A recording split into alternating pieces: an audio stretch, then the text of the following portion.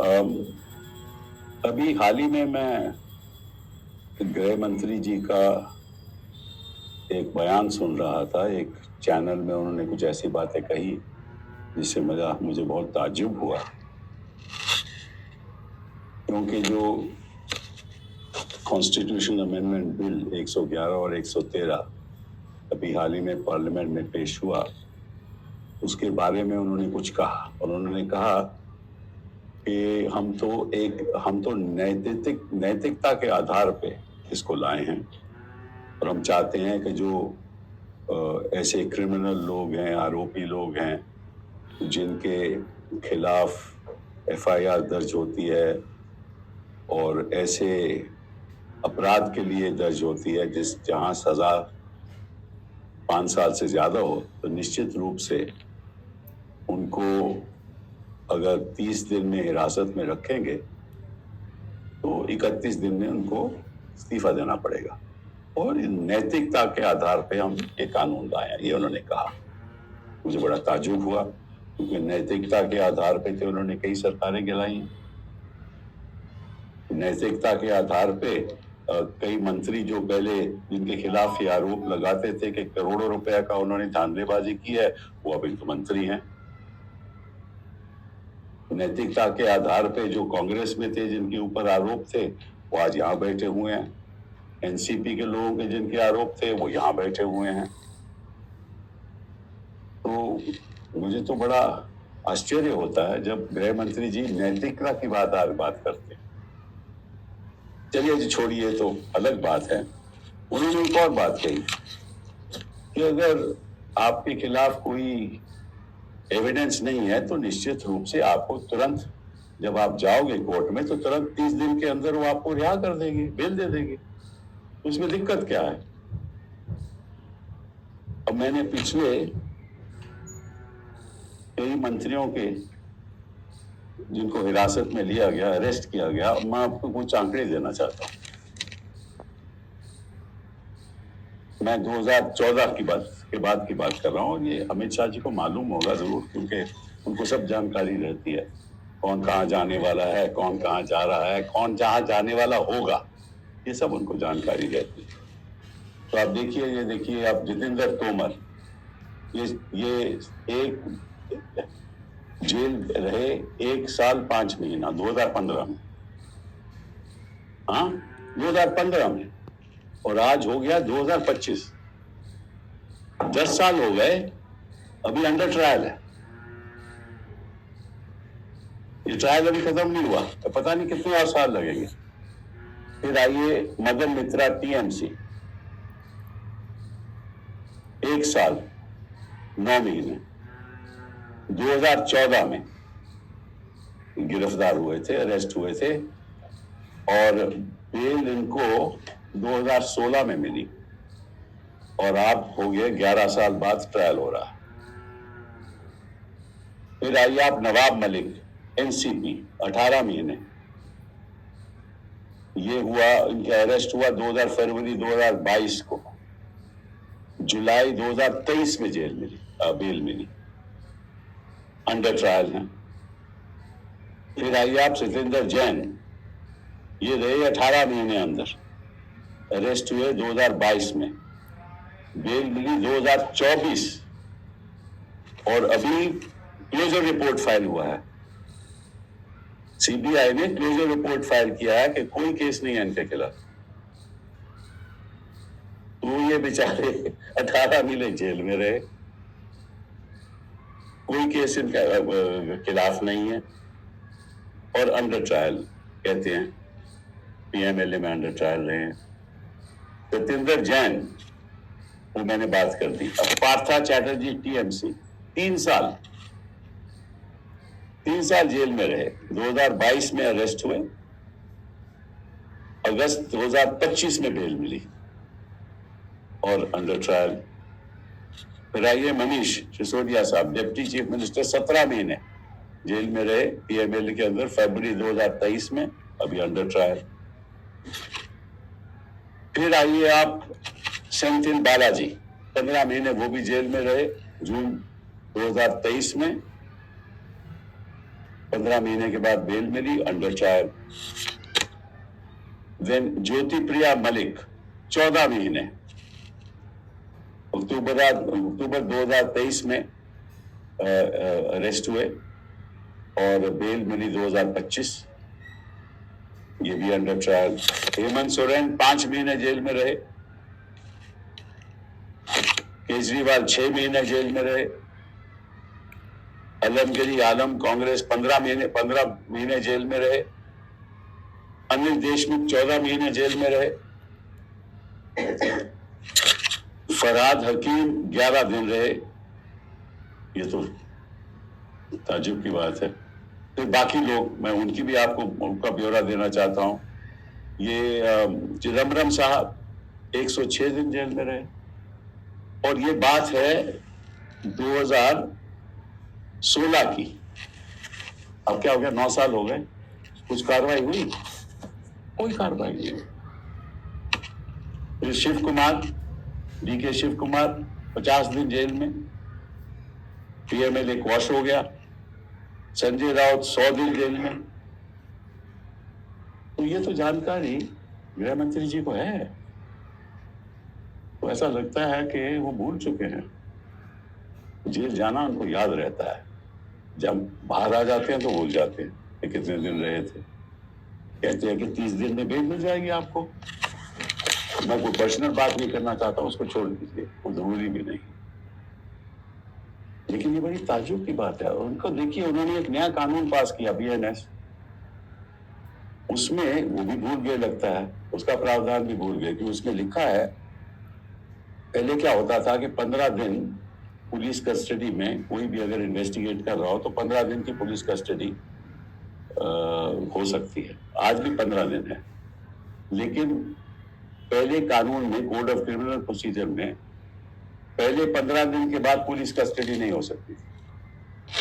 BNS में अब क्या है कि ये कस्टडी, जो ये पीएमएलए हो या सीबीआई हो, तो वो 2 दिन की कस्टडी ले सकता है।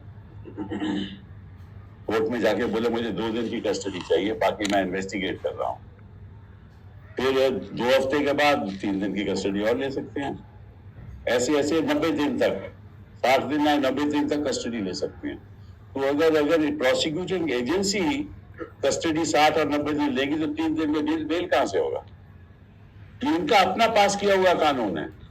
अगर इनको अपनी कानून की जानकारी नहीं है, फिर में चैनल में जाकर बयान देते हैं ऐसे, तो मुझे लगता है कि ये देश को गुमराह कर रहे हैं, और वो भी नैतिकता के आधार पे। सब जानते हैं। अब तो देखिए, रियलिटी तो ये है कि हिंदुस्तान की जनता जान चुकी है कि इतना लगाव है इनका नैतिकता के प्रति। तो मैं गृह मंत्री जी से कहूंगा, ये जो कानून लाए हैं ना, ये केवल ऑपोजिशन के चीफ मिनिस्टर्स और मिनिस्टर के खिलाफ उनको हिरासत में लेकर ऑपोजिशन की सरकारों को डिस्टेबलाइज करना, यही आपका इरादा है। और ये नैतिकता की बात जो आप करते हो ना, ये छोड़ दो, क्योंकि इससे कोई फायदा नहीं, कोई इससे प्रभावित नहीं होगा। साथ साथ में जनता को ये भी बता दो कि जहां जहां आपकी सरकारें हैं, चाहे वो केंद्र में हो, प्रदेश में हो, कोई एक मंत्री को आपने जेल में भेजा एक दिन के लिए भी? किसी के खिलाफ एफआईआर होने दी? तो आप बात करते हो कि भाई हम क्रिमिनलाइजेशन को खत्म करना चाहते हैं, तो जरा अंदर भी झांक लो। जिस तरह से आप खुद सरकारें चला रहे हो, उसका भी ब्यौरा कर लो। मुझे बड़ा ताज्जुब हुआ कि जब ऐसे चैनल पे जाकर उन्होंने ये बात कही, तो मैं सोच रहा था कि इस देश में लोकतंत्र में कितनी गिरावट आ गई है। ऐसा तो मैंने कभी हिंदुस्तान के इतिहास में किसी मंत्री को भी ऐसा बयान करते नहीं देखा। एक ऐसे कानून लाओ जो एक हथियार बन जाए। सरकार के हाथ में अब कानून हथियार बन चुका है। जिससे ऑपोजिशन लोगों को हिरासत में लेकर ऐसा सिचुएशन हो जाए कि सरकारें ही गिर जाए। दूसरी बात जिस पे मैंने आज ट्वीट भी किया, लापता धनखड़ जी, इन्होंने ये कहा कि धनखड़ जी ने खुद ब खुद इस्तीफा दिया था और उनका स्वास्थ्य ठीक नहीं था और उन्होंने खुद चिट्ठी में लिखा कि मेरा स्वास्थ्य ठीक नहीं है, इसलिए मैंने इस्तीफा दिया है। उस पर भी मुझे बड़ा ताज्जुब हुआ, क्योंकि अगर स्वास्थ्य उनका इतना ही खराब है तो अमित शाह जी को जानकारी होगी किस अस्पताल में है। अगर हमें भी बता दें, हम भी जाके मिल लेंगे, पूछ लेंगे कि उनका स्वास्थ्य कैसा है।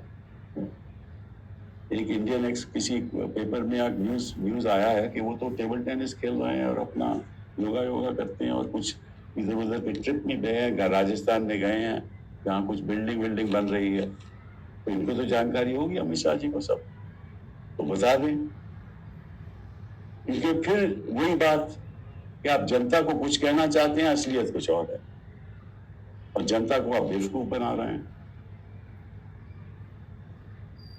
और जनता अब सब समझ चुकी है, क्योंकि आपको मालूम है कि बिहार में क्या होने वाला है, तो आप चाहते हैं ना कोई ऐसा बयान दे दूं मैं जिससे बिहार से हटकर एक नेशनल नैरेटिव शुरू हो जाए, वो तो होने नहीं वाला। तो मैं आपसे कहूंगा कि जहां भी आपने धनखड़ जी को रखा है उसकी जानकारी जनता को मिलनी चाहिए, यह आपका कर्तव्य है। क्यों कर्तव्य है? क्योंकि वो आपकी सरकार में वाइस प्रेसिडेंट थे और नंबर 2 होते हुए सभी चिंतित हैं कि वो हैं कहां और उनको खुलेआम बोलने का अधिकार क्यों नहीं मिल रहा, वो चुप्पी क्यों बनाए हुए हैं। शायद उनको कहा गया हो कि जब तक वाइस प्रेसिडेंट के इलेक्शन नहीं होंगे तब तक आप मतलब कि आराम करिए और ऐसी जगह पे आराम करिए जहां सब सहूलतें होंगी। और अगर स्वास्थ्य इतना ही खराब है तो डॉक्टर भी वहां विजिट करते होंगे, हमें बता दो कि कौन डॉक्टर वहां विजिट कर रहा है, हम भी जाके डॉक्टर से पूछ लेंगे कि भैया उनकी तबीयत कैसी है, बता दीजिए। क्योंकि राजनीतिक तबीयत तो आपकी खराब है इस समय, काफी गिरावट आ चुकी है आपकी राजनीतिक तबीयत में। Yesterday,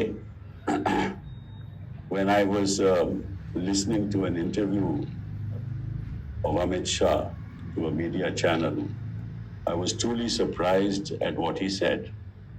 And this is in respect of the 111 Constitutional Amendment Bill and 113 Constitutional Amendment Bill, when he said that we have actually introduced this bill, which is now referred to the Joint Parliamentary Committee, to ensure that there is a constitutional morality which impacts every aspect of governance in this country, to ensure that there is a constitutional morality which impacts every aspect of governance in this country. Of course, that constitutional morality has nothing to do with their own morality, but it has everything to do with the morality of the opposition. And he said in the course of that interview that in fact, if a person is in jail for 30 days and before that he moves the court, if there is nothing against him, he can easily get bail. And once he gets bail, he can again become a minister. Not knowing that how many people this government through its agencies has sent to jail and how many days have they stayed in jail. And in that context, I just want to, because I've got some data with me, I just want to tell you how many people have been sent to jail and only where the opposition, not a single minister in this government or in a government in which the party is running the state, any minister has ever gone to jail. No minister. So this is selective legislation to weaponize laws to target the opposition. And let me just tell Amit Shah ji the reality. Take the case of Jitendra Tomar. He was 1 year, 5 months in jail, and he got bail in 2015. Actually, I'm wrong. I'm sorry, I made a mistake. It's 1.5 months in jail. It's a mistake, right? And the trial is not yet over. It's 10 years have passed. Then Madan Mitra, PM of TMC, was in jail for 1 year, 9 months, from December 2014 till September 2016. And this 11 years have passed, nothing has happened. Then Nawab Malik, 18 months in jail, 2022 FIR, arrested. We are in 2025. Nothing has happened. He got bail in July 2023. Satyendra Jain, Health Minister, 18 months in jail, arrested in May 2022, got bail in 2024 October, under trial. Partha Chatterjee, 3 years in jail, TMC, arrested in 2022, got bail in 2025, under trial. Then Manish Sisodia, we know what happened to him, 17 months in jail, Deputy Chief Minister of AAP, and under trial. Balaji, Senthil Balaji, 15 months in jail. Jyoti Priya Malik, TMC, 14 months in jail. Hemant Soren, 5 months in jail. Arvind Kejriwal, 6 months in jail. Alamgir Alam Congress, 15 months in jail. Anil Deshmukh, 14 months in jail. I mean, I can go on and on. Chidambaram ji, 106 days in jail. Shiv Kumar, 50 days in jail. Sanjay Raut, 100 days in jail. And none of this is no trial is completed. And this is still going on. So he knows, the Home Minister knows, that when the PMLA and the CBI are after them, nobody comes out. Nobody is granted bail. We've seen even the Supreme Court of India has commented on it. Why aren't magistrates granting bail in this country? So he doesn't grant bail, then you come to the High Court, that sort of is heard for months, then you go to Supreme Court, then after a year and a half, you get bail. And in the meantime, your political career is destroyed. The government is destabilized, which is the main reason for these laws. The whole purpose of these laws is to weaponize the laws for the purposes of destabilizing opposition parties in power.